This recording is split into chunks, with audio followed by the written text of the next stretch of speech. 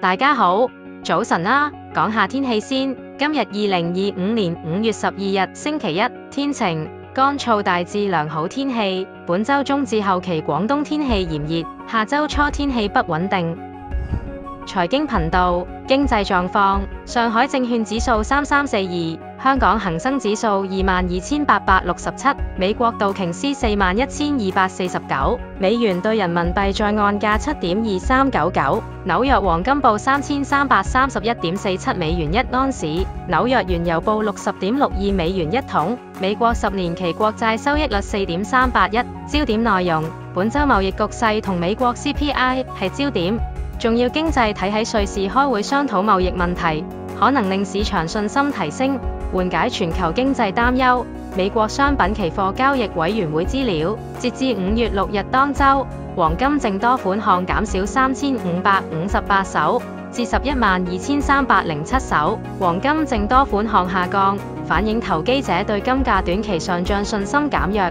可能同美元走強或避險情緒緩和有關。原油淨多款項減少23002手，至93596手，大幅下降，或因需求不確定性同地緣政治緩和，市場對油價走勢變得謹慎。天然氣淨多款項增加12286手，至197717手，顯著上升，顯示市場預期供暖季需求上升或供應緊張，短期價格或有支持。美國10年期國債淨空款項增加81631手，至953,168手，大幅上升，反映投機者預期長期收益率上升，債券市場壓力加劇。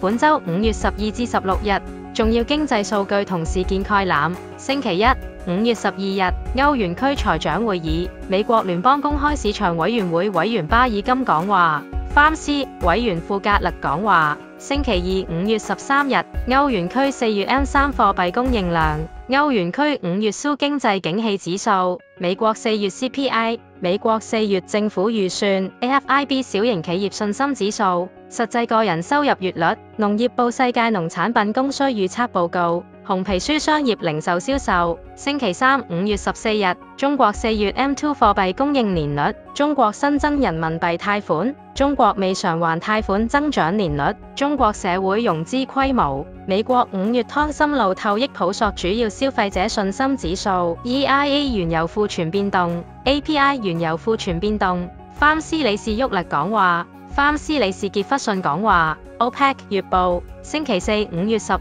日，歐盟經濟預測報告，歐元區第一季度 GDP 季率，歐元區就業人數季率，歐元區總體就業人數，歐元區3月工業產出月率，歐元區4月儲備資產總值，美國4月 PPI， 美國初請失業金人數，美國續請失業金人數，美國4月零售銷售年率，美國4月工業產出指數，美國5月 NAHB 房產市場指數，美國5月湯森路透益普索主要消費者信心指數，紐約聯儲5月製造業指數，費城聯儲5月製造業指數，商業情況指數，資本支出前景指數，製造業就業指數，製造業新訂單指數，製造業物價支付指數 EIA 天然氣庫存 IEA 月報。范斯主席鮑威爾講話。范斯委員戴利講話。星期五5月16日，中國國家統計局國民經濟運行情況新聞發佈會，中國5月湯森路透益普索主要消費者信心指數，